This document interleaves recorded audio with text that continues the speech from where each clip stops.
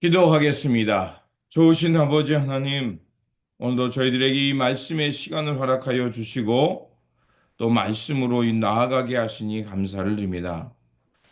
주님의 오심을 기다리는 이때에 더욱더 주님의 말씀을 가까이 하게 하여 주시고 말씀을 통하여서 주님의 오실 길을 어떻게 준비하며 살아가는지 저희들 다시 한번 깊이 생각하며 살아가는 지혜자들 되게 하여 주옵소서.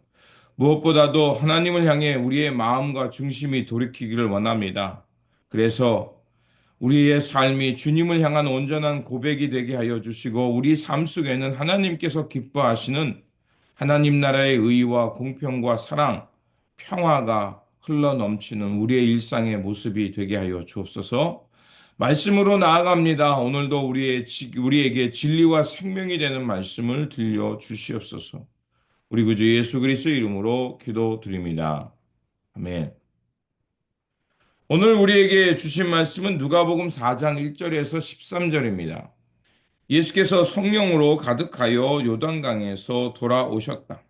그리고 그는 성령에 이끌려 광야로 가셔서 40일 동안 악마에게 시험을 받으셨다. 그동안 아무것도 잡수시지 않아서 그 기간에 다하였을 때에는 시장하셨다. 악마가 예수께 말하였다. 내가 하나님의 아들이거든 이 돌더러 빵이 되라고 말해보라. 예수께서 악마에게 대답하셨다. 성경에 기록하기를 사람은 빵만 먹고 사는 것이 아니다 하였다. 그랬더니 악마는 예수를 높은 데로 이끌고 가서 순식간에 세계 모든 나라를 그에게 보여주었다. 그리고 나서 악마는 그에게 말하였다. 내가 이 모든 권세와 그 영광을 너에게 주겠다. 이것은 나에게 넘어온 것이니 내가 주고 싶은 사람에게 준다. 그러므로 내가 내 앞에 엎드려 절하면 이 모든 것을 너희에게 주겠다. 예수께서 악마에게 대답하셨다.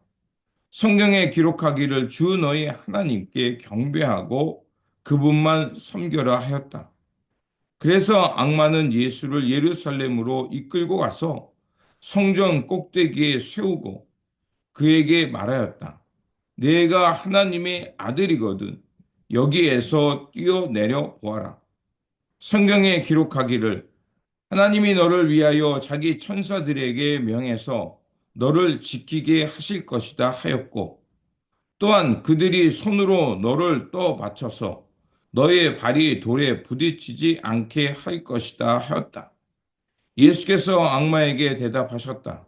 성경에 기록하기를 주 너희 하나님을 시험하지 말아라 하셨다.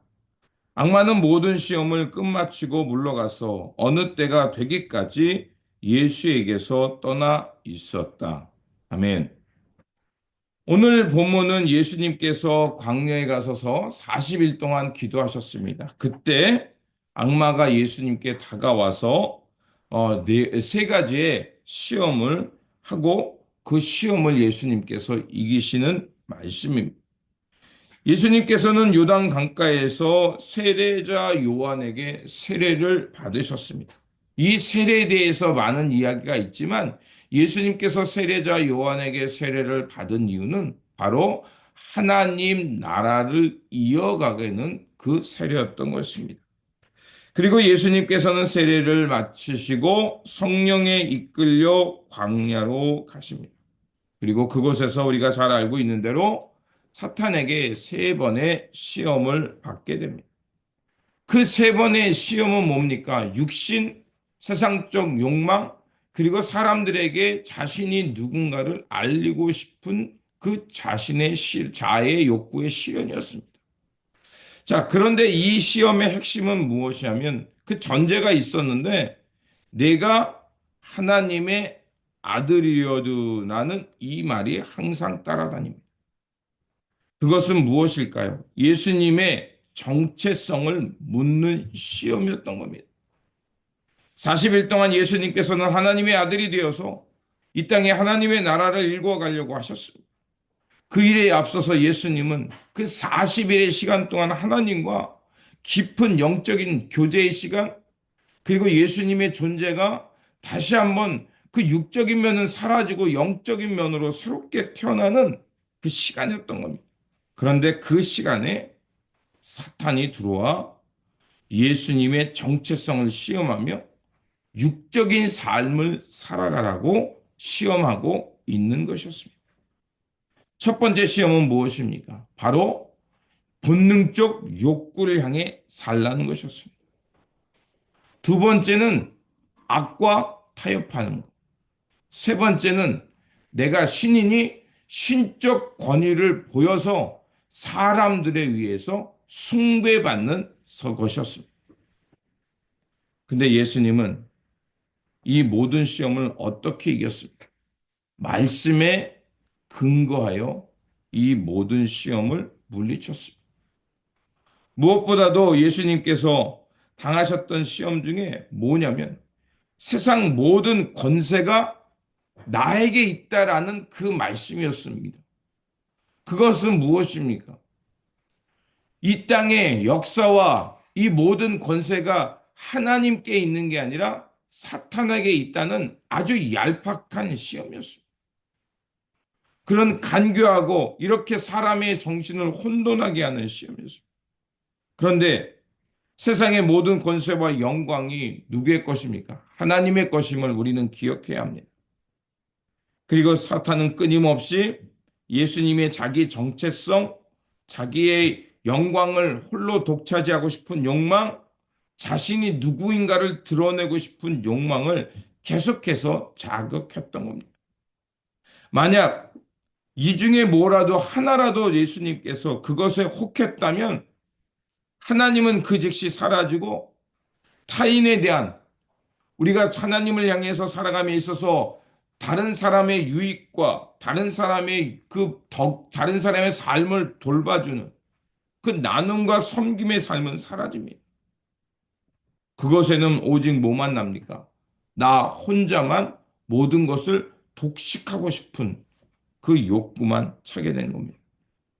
그리고요, 오늘 본문 말씀 13절이 우리에게 굉장히 의미심장한 말씀을 남기는 것을 볼 수가 있습니다.